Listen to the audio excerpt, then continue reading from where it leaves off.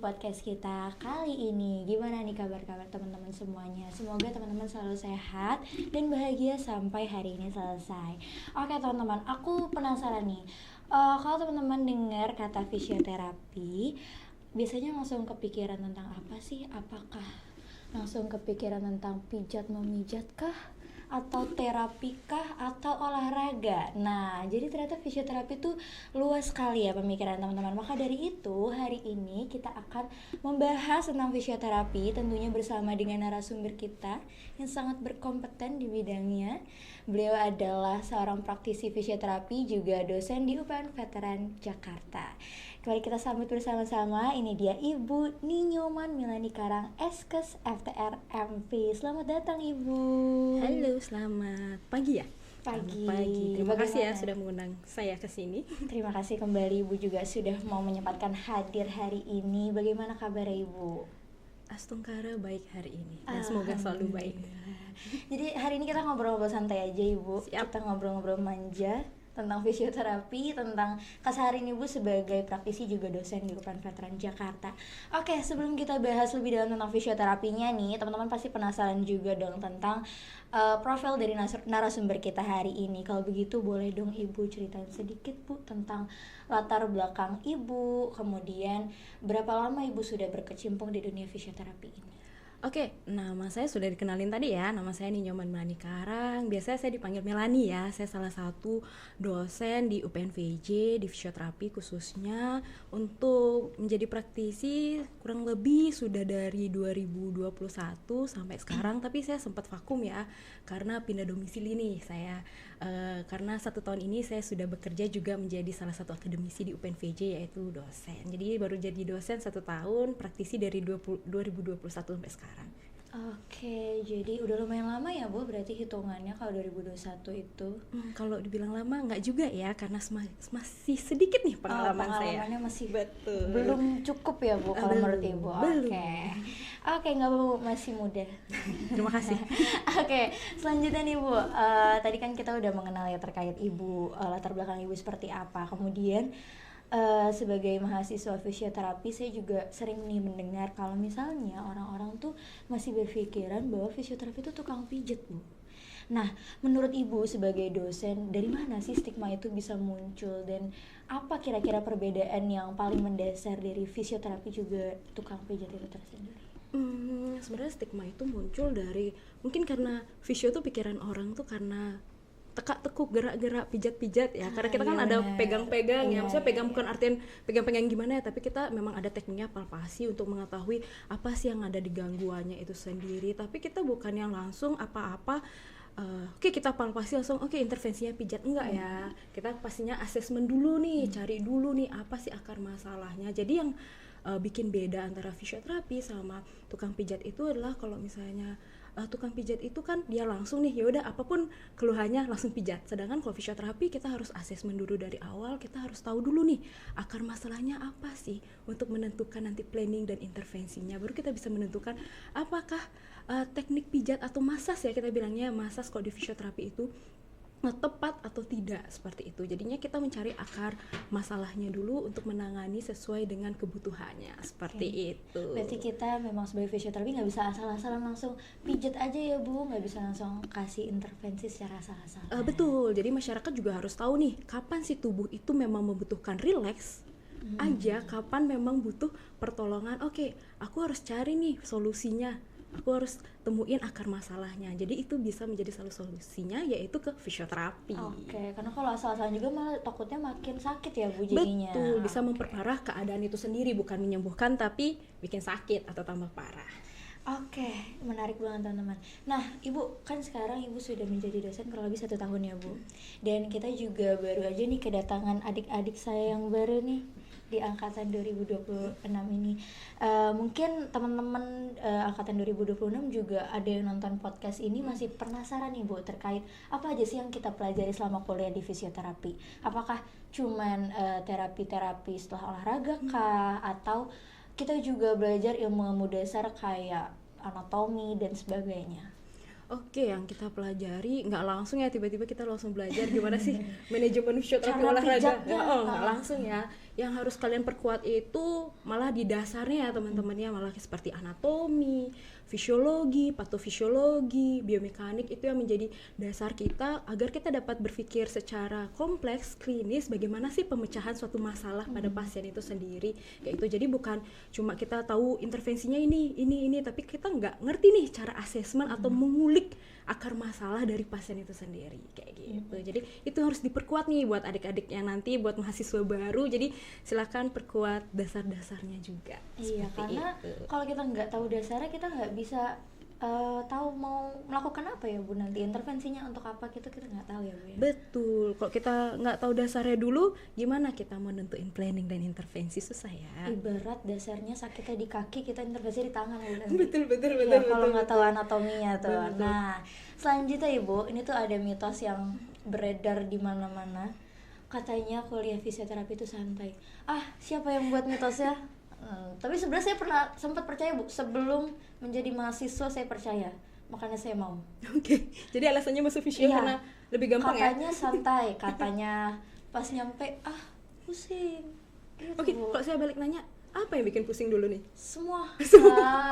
Karena saya pikir bener Bu, saya pikir balik ke pertanyaan sebelumnya, saya pikir tuh fisioterapi kita belajar cara memijat yang baik, kita belajar terapi lah ya Bu, intinya Bu. Saya nggak kepikiran kalau kita harus belajar anatomi, fisiologi dan patologi yang rumit itu ya Bu ya.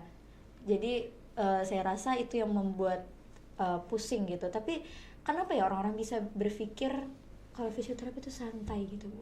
Ya mungkin kayak tadi lagi ya, karena ada pelajaran kita yang massas ya, sama ya sebenarnya massas, tapi ya nggak semerta-merta massas itu semua dalam benar. kasus fisio itu kita Massage. berikan massas ya, kayak gitu Yang ya. penting enak aja. Iya, bukan itu ya jadinya poinnya. Jadi kalau dibilang santai, tidak ya jadinya ya, karena kan kita emang harus belajar dasarnya dulu yang lebih kompleks lagi untuk membentuk pola pikir kita ya, kayak tadi saya bilang, membentuk pola pikir kita agar kita dapat berpikir secara kritis, klinis, sistematis untuk memecahkan suatu masalah. Jadi juga bukan teori aja nih ternyata yang kita pelajarin, mungkin maksudnya sudah banyak-banyak juga kita teori harus ada aplikasinya kan, dalam lab gitu, kita belajar praktikum. Nah itu nggak sampai sana aja, kalau di praktikum kan kita sama temen ya gampang nih, kayak bener misalnya banget, nanti Bu. belajar di pemeriksaan pengukuran ada asesmen gitu, gimana kita wawancara pasien untuk menemukan masalahnya dia, kayak gitu kan gampang ya, teman kita ngerti nih Iya, cara benar. komunikasinya.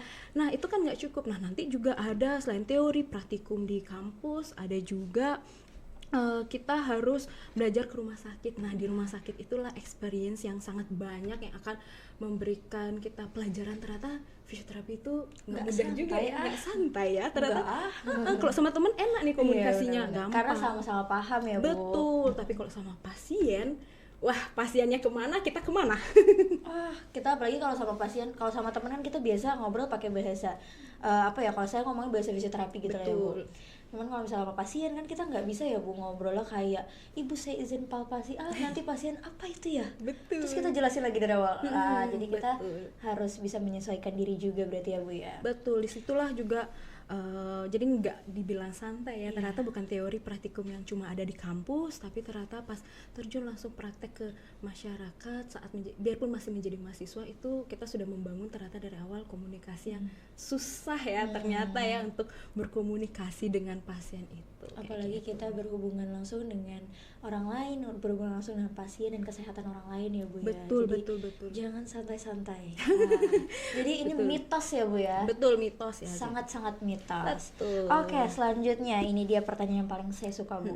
Momen atau mata kuliah apa yang biasanya paling bikin mahasiswa struggle di awal-awal? Gitu Bu. Kalau menurut Ibu nih Bu. Kalau menurut saya ya, ini juga saya masih pemula ya menjadi akademisi dosen. Kalau menurut saya selama pengamatan saya, anatomi fisiologi ya. Sepakat.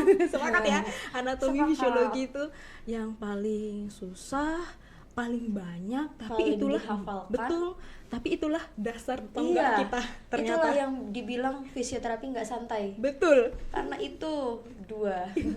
Itu jadinya di sana sih, karena kan waktunya juga singkat ya teman-teman. Iya, bener. Singkat, terus itu banyak bagaimana yang terus kita harus memahaminya secara terus-terusan, mengingatnya secara terus-terusan, dan menjadi suatu dasar kita untuk menjadi fisioterapi yang baik kayak gitu. Karena yang harus diingat tuh nggak cuma 1-2 tulang, Betul. tapi semuanya. Otot juga ada origo-insertionnya. Betul. Capek.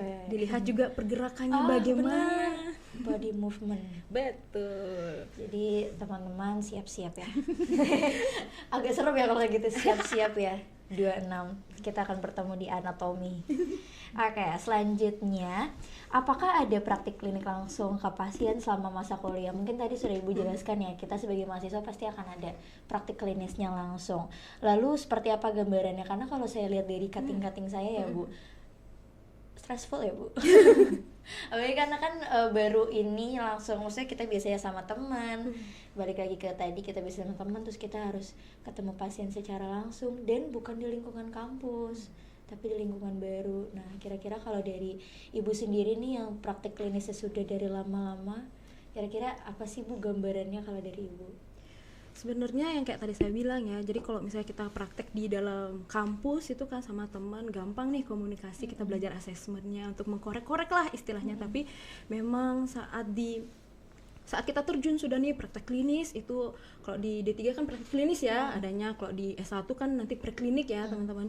Di preklinik itu biasanya ya komunikasi sih, gambarannya gimana sih beneran kita berkomunikasi sama pasien yang kayak tadi saya bilang, dia pingin nyatain keluhannya tapi dia bingung. Nah, itu taunya ngilu-ngilu. iya Ngilu betul, apa ya? itu yang kita harus bangun gimana caranya. Oke, dia ngilunya gimana, kita korek-korek gimana caranya dengan menggunakan tadi kamu bilang pakai bahasa yang awam tapi dapat dipahami, terus kita dapat informasi. Kayak gitu gambaran dalam artian di praktek ya, di praktek dalam rumah sakit itu sendiri. Selain kita juga berkomunikasi sama pasien, enggak itu aja yang kita harus mengerti, tapi bagaimana rekan kerja kita. Benar. Bukan cuma fisioterapi, tapi rekan kerja para medis lainnya.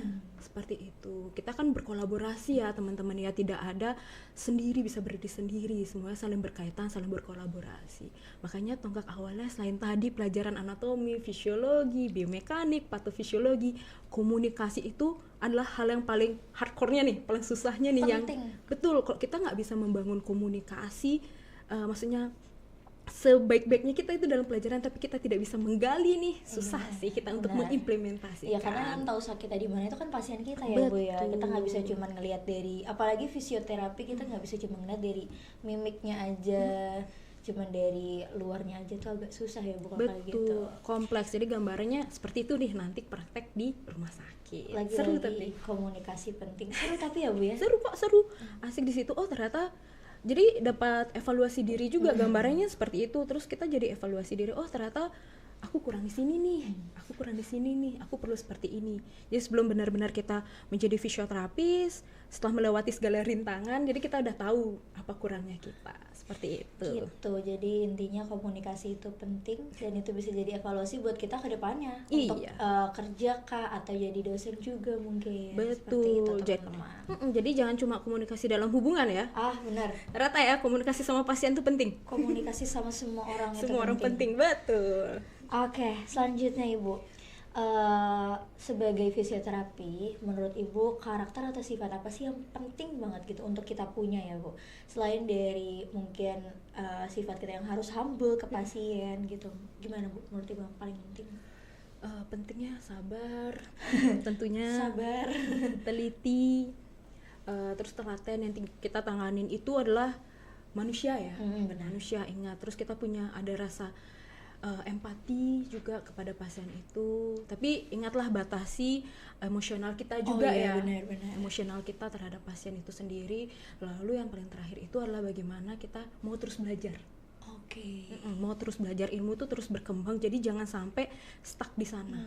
Jangan merasa sudah cukup ya Bu ya. Betul terus berkembang. Bagaimana caranya kita dapat memberikan terus pelayanan yang terbaik dengan upgrade ilmu, upgrade skill, seperti itu. Kalau sabar ya pasti ya, kita kan memahami Sabar emosi seseorang gitu. Harus sabar sekali gitu ya. Iya kan, kalau nggak mungkin ya fisioterapi sekali datang misalnya nih langsung sembuh kan nggak Iya, mungkin. nggak mungkin. Nah, Pasti ada beberapa sesi. betul. Kemudian belum juga kita harus bertanya sama pasien terkait keluarnya juga perlu sabar ya, Bu ya. Betul, kita mengkorek-koreknya perlu sabar, perlu memang kayak oke, ternyata misalnya dia dalam satu kasus ternyata nggak bisa nih sebentar, gimana juga kita memberikan penjelasan kepada pasien kitanya juga. Jadi bukan cuma pasien yang bosan, kita pun kadang pasti ada dilanda Iya, kan, benar-benar. itu manusiawi, tapi bagaimana lah kita menjadi fisioterapi yang baik seperti itu. Makanya kita harus memupuk nih dari awal.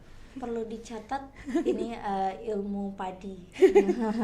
Oke Ibu, selanjutnya tadi kan kita teman-teman udah bahas tentang apa itu fisioterapi, kemudian kita belajar apa aja sih di kampus, terus udah bahas tentang apa lagi ya tadi ya, materi-materi yang cukup membuat struggle mahasiswa-mahasiswa awal. Selanjutnya kita akan membahas ini pembahasan yang menarik menurut saya, yang saya tunggu-tunggu. Apa tuh?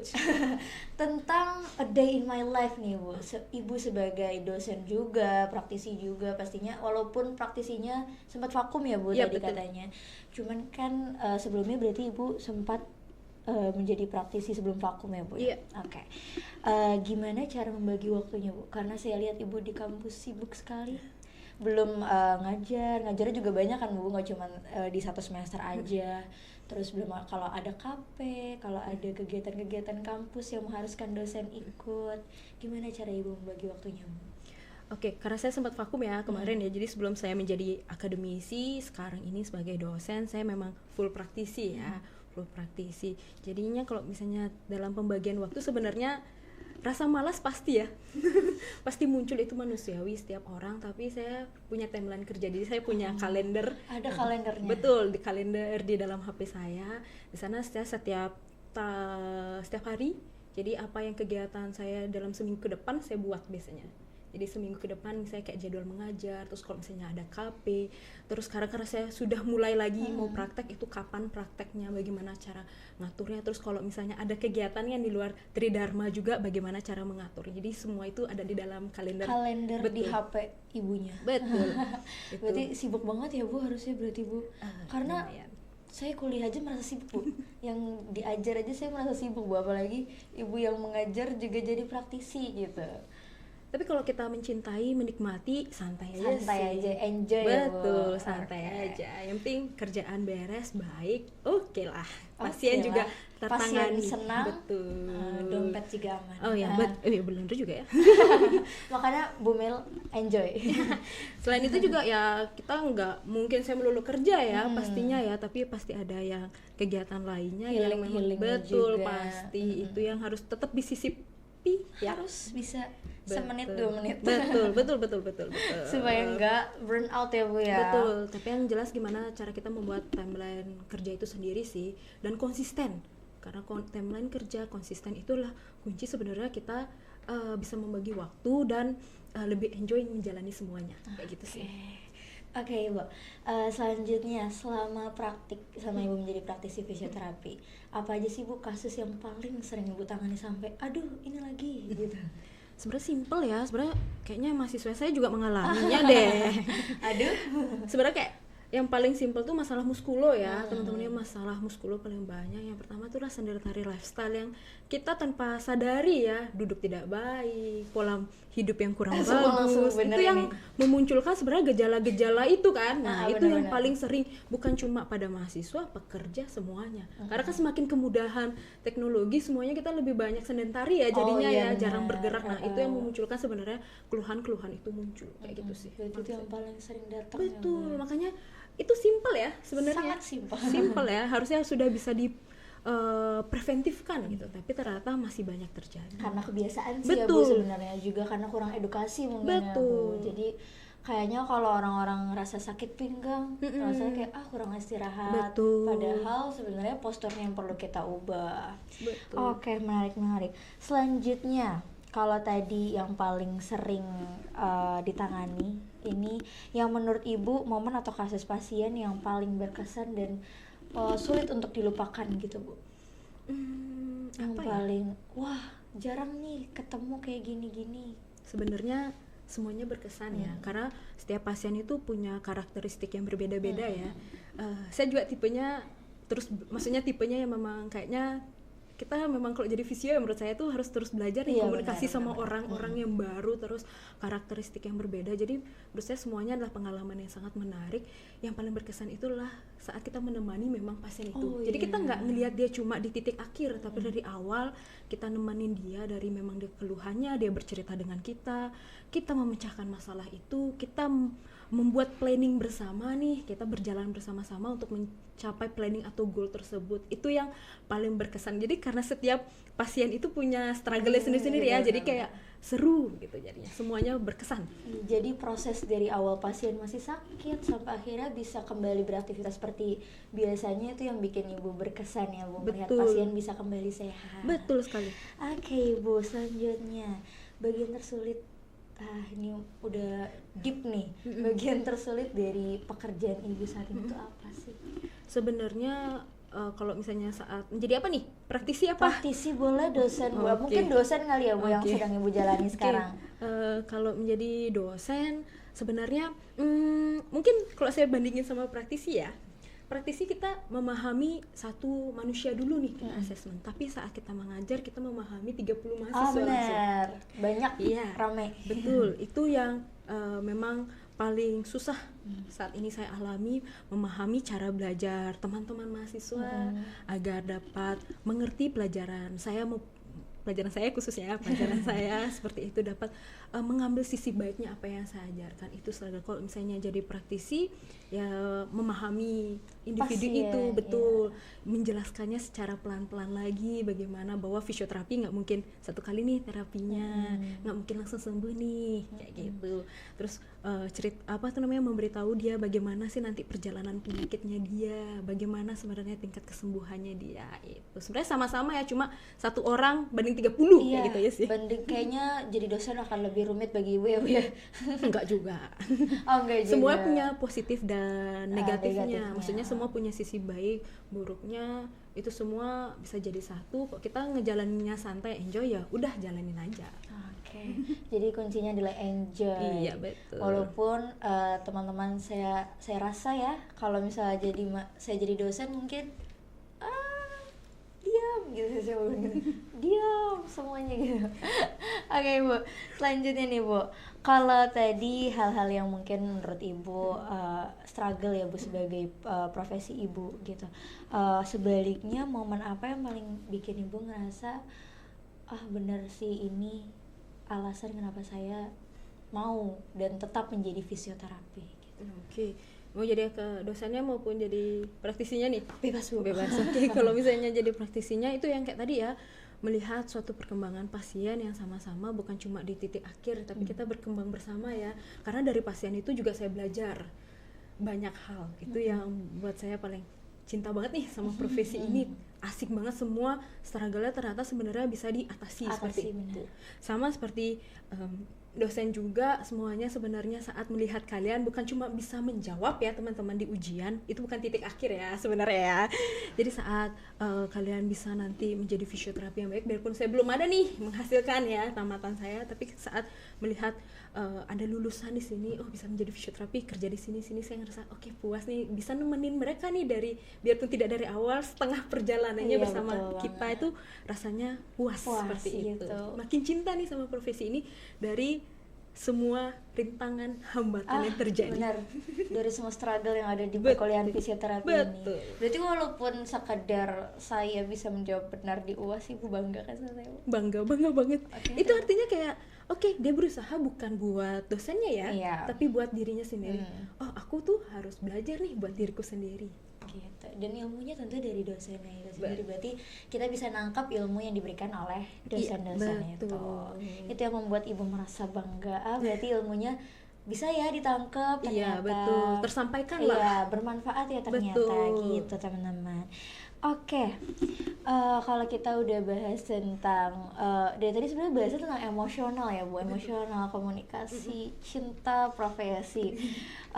Berarti sebenarnya kalau secara fisik dan emosional menurut Ibu overall ya Bu, apakah ini melelahkan behind dari kayak misalnya ibu cinta nih profesi ini, tapi apakah ibu merasa lelah secara fisik dan emosional selama menjalani profesi ini? Tidak selalu ya, pasti ada kalanya.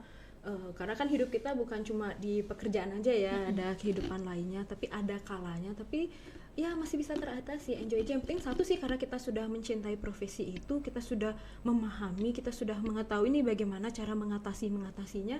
Ya jadi sepertinya bisa diatasi, mau fisik kayak emosional itu masih Setiap bisa harinya tuh teratasi. ada ini ya Bu, jadi kalau misalnya hari ini lelah, besoknya mungkin bisa lebih power lagi. Betul. Iya, apalagi kalau ketemu pasien yang udah sehat, yang kemarin masih sakit, jadi Betul. rasanya feel-nya tuh beda ya Bu ya. Betul. Semangatnya dari orang-orang yang kita bantu, kita kita bersamai gitu ya Bu ya. Betul. Jadi kayak selalu kilas balik apa yang telah kita lakukan, apa yang kita lakukan hari ini, dan selalu apresiasi diri sendiri. Benar, ya. itu penting teman-teman, apresiasi Betul. diri.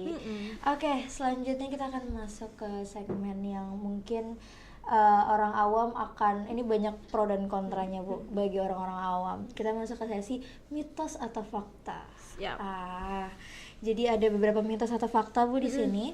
Yang pertama, mitos atau fakta seputar fisioterapi yang menurut ibu penting untuk diluruskan. Kayak tadi kan kalau misalnya di awal kita bilang fisioterapi itu santai, atau fisioterapi itu cuman pijat-pijat, itu kan mitos ya Bu. Iya, Nah, betul. kira-kira ada lagi nggak sih Bu mitos-mitos yang pernah ibu dengar dan perlu ibu luruskan sekarang?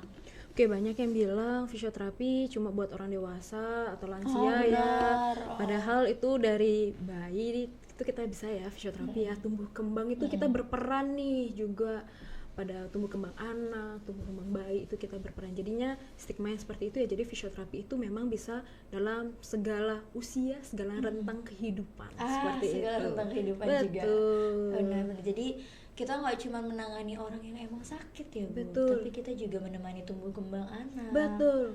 Jadi teman-teman, itu adalah mitos ya. Betul sekali. Kita itu nggak cuma mitos. menangani. Jadi jangan takut kalau misalnya anaknya mungkin entah itu sakit, bingung mau dibawa kemana, fisioterapi juga menangani anak-anak. Betul Gitu. sekali. Jadi bukan cuma yang besar-besar aja nih, yang dewasa-dewasa aja yang kita Benar. tangani. Gue cuman yang paham gitu ya Bu. Betul. Tapi anak-anak kalau misalnya memang udah kelihatannya mungkin dari motoriknya atau mungkin dari sensoriknya ada dirasa mengganjal gitu bagi orang tua, tolong segera dibawa justru ya Bu, segera diperiksa. Betul sekali. Gitu teman-teman. Oke, selanjutnya, mitos atau fakta fisioterapi itu hanya untuk orang yang cedera atau habis kecelakaan aja? Mitos sih ya. Mitos sih ya. Mitos kayak tadi ya kita udah bahas nih, ternyata yang bukan orang cedera aja atau habis kecelakaan aja, ternyata bagi anak kecil tumbuh kembang juga kita menemani. Sebenarnya yang sport fisioterapi. Oh iya, sport fisioterapi. Kalau kita dalam kita berperan nih di fisioterapi klub, Sport, di iya, klub. di sport terus di salah satu klub itu kan nggak pas dia cedera aja ya. Sebenarnya kita kan dari awal nih sebenarnya screening mereka kan seperti apa, terus melatih mereka juga sesuai dengan dosis-dosis yang diperlukan seperti itu. Jadinya bukan cuma waktu cedera atau habis kecelakaan. Jadi kita juga bisa nih berperan sebenarnya di promotif dan preventifnya, bukan cuma di bener juga. rehabilitatif. Iya, jadi kita seperti itu. nggak cuma menyembuhkan Betul. orang yang sakit, tapi kita juga memberikan latihan. Betul. Gitu teman-teman. Dan kalau yang tadi ibu bahas juga sebenarnya kayak kalau misalnya low back pain itu kan bukan cedera ya Bu Betul. jatuhnya ya. Itu karena postur sehari-harinya yang kurang bagus. Jadi memang itu adalah mitos teman-teman. Betul. Jadi kalau teman-teman ngerasa aduh kayaknya miring sebelah nih, kayaknya jalannya agak aneh nih, itu nggak apa-apa dibawa ke fisioterapi walaupun kalian nggak merasakan sakit apapun. Betul. Gitu. Oke, selanjutnya kira-kira ibu ada nggak Bu rahasia dapur nih Bu? Rahasia dapur ya biasanya.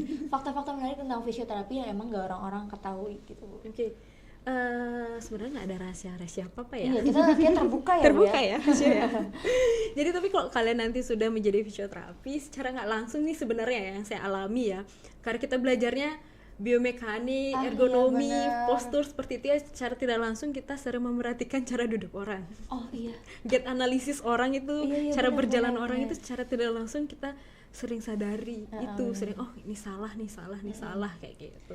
Jadi saya juga mengalami sih Bu walaupun masih mahasiswa, tapi setelah belajar tuh emang kayak kalau ngelihat orang jalan atau cara orang duduk tuh kayak kayaknya gitu. Iya kan, jadi kayak kita langsung, ternyata ini ya, iya. ini ototnya kayaknya ini ya. Kayaknya nggak bener nih, Ya Allah. kayaknya ada yang salah nih. Terus habis itu penasaran lagi, Iya. mau dikulik apa ya kira-kira itu yang salah, kenapa bisa kayak gitu. Oh ternyata itu sebenarnya bukan rahasia dapur sih. Betul, pasti mengalami kan. Iya, Udah nih, pasti mengalami. udah pertama udah belajar kan tentang fisioterapi yang dasar-dasar. Ternyata kita secara nggak langsung sering mengamati hal-hal kecil itu. Makanya kayak tadi kalau dibilang cuma waktu cedera maupun kecelakaan aja enggak kan. Makanya saya bilang kayak di sport fisioterapi seperti kan pencegahan cedera itu sendiri. Selain itu juga sekarang di industri kan ergonomi benar, K3 ergonomi, itu kita bisa kita juga berperan bisa masuk, izin masuk ke situ. Betul, karena kayak tadi lagi masalah simpel itulah yang membuat suatu keluhan itu Oh terjadi. benar banget. Jadi kayak sebenarnya itu bukan rahasia sih ya Bu, Betul. cuman mungkin memang yang mengetahui itu yang memang sudah belajar aja. Jadi harusnya orang awam kalau misalnya mempelajari tentang ini pun pasti akan ada rasa penasaran juga ya Bu ya. Ya, Untuk penasaran. ngelihat lebih lanjut gitu, Betul. untuk mempelajari lebih lanjut. Betul. Oke. Itu tadi mitos dan fakta yang akan kita bahas. Mungkin kalau teman-teman punya mitos dan fakta lainnya boleh tulis di komentar, nanti saya akan floor ke Bumel atau Bumel baca-baca komen. Oh kayaknya mitos, kayaknya fakta gitu. Itu bisa Boleh. ini Bu, dibalas komen. Oh, boleh. Aku jadi artis ya nanti. Iya benar. Atau ke IG-nya Bumel silahkan DM, ketok DM. Oke Bu, selanjutnya nih Bu, membahas tentang kakak-kakak saya yang sebentar lagi akan menjalani ujian juga, yang sebenarnya nggak sebentar lagi ya, masih beberapa tahap menuju kelulusan. Ada nggak Bu kayak mungkin buat teman-teman juga yang mempertimbangkan atau yang udah terlanjur masuk ya Bu, terlanjur masuk ke fisioterapi, jurusan fisioterapi itu kayak apa saran Ibu, kayak bekal kita untuk kedepannya, nggak cuma untuk teman-teman yang baru masuk tapi juga untuk kakak-kakak yang akan menuju ke tahap kerja mungkin, atau mengambil, kalau di D3 kan mengambil lanjutan S1 gitu Bu. Oke.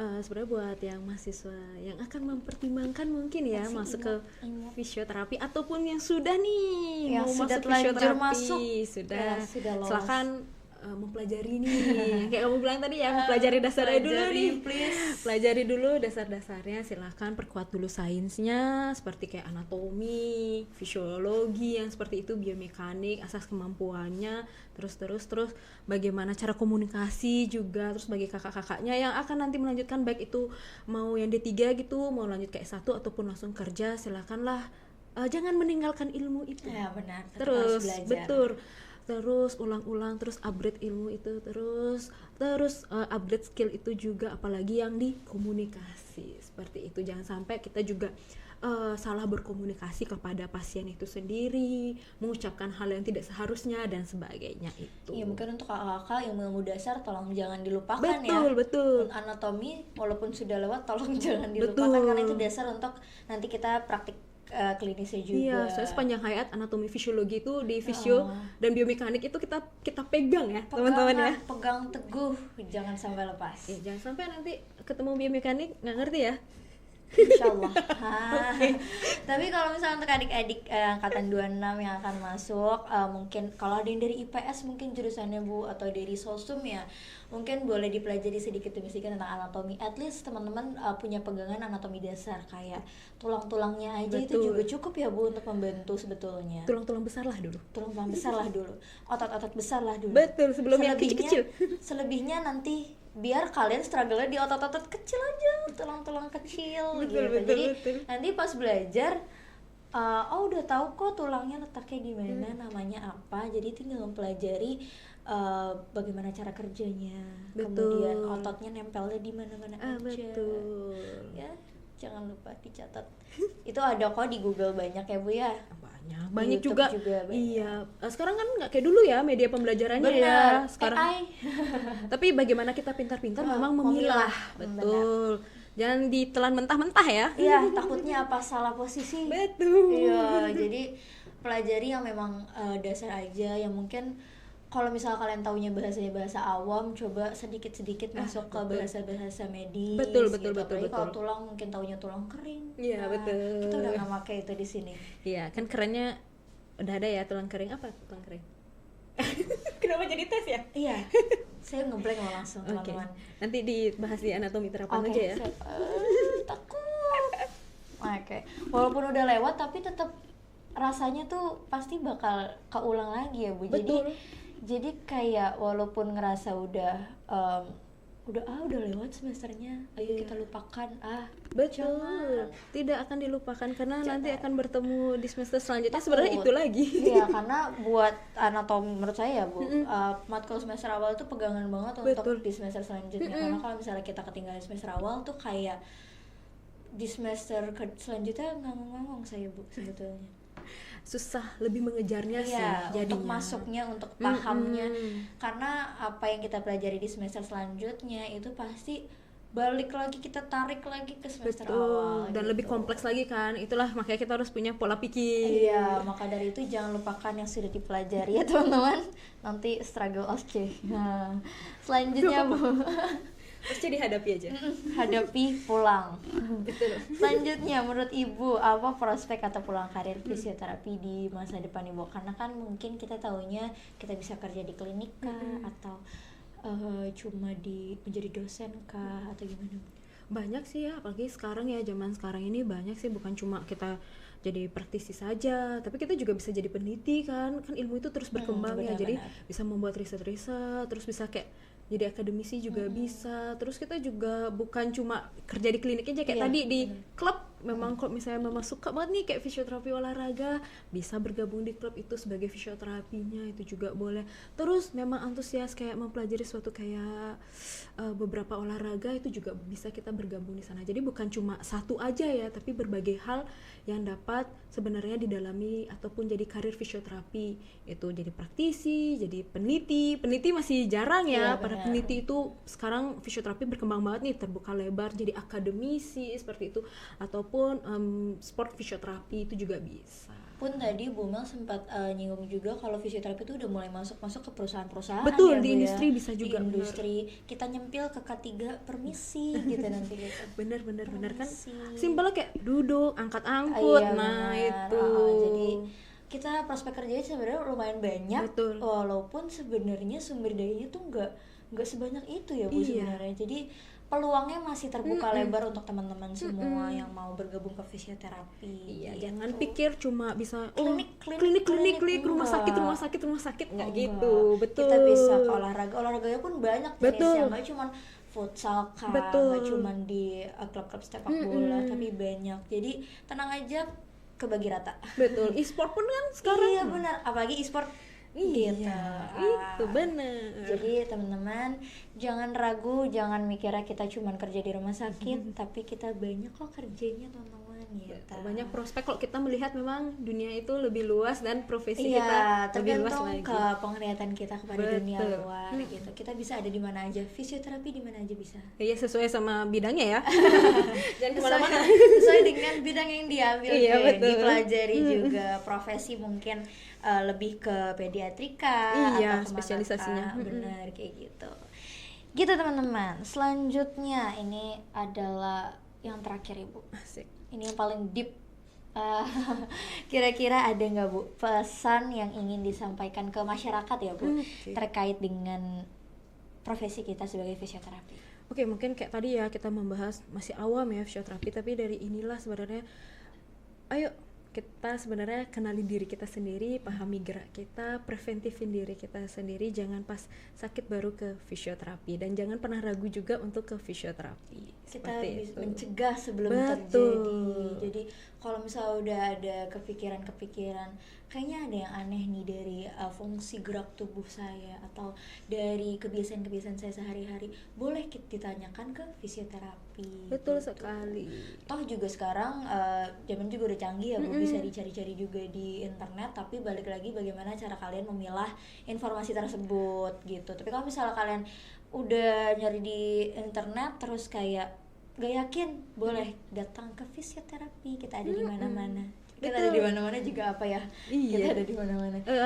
Takut ya juga ya. Iya, mungkin kalau misalnya teman-teman mungkin mau menemui fisioterapi, kita bisa kemana Bu mungkin?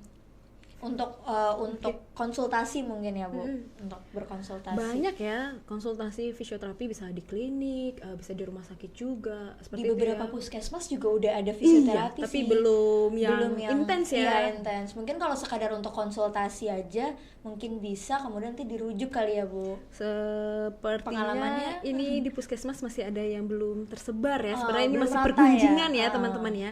Jadi masih bisa kita temukan memang di klinik, yaitu praktek mandiri, di rumah sakit seperti itu biasanya memang banyak fisioterapi. Selain itu juga ada yang home care, Oh bisa iya bener, ada yang bisa gitu. langsung datang ke rumah ya Bu ya. Betul. Jadinya masyarakat silakan pahami geraknya sekarang, ternyata pahami posturnya. Teman-teman yang menonton silahkan periksa-periksa lagi. Iya, ternyata itu bisa menjadi suatu keluhan nih. Benar, kalau ada yang janggal-janggal silahkan datang ke klinik UPN.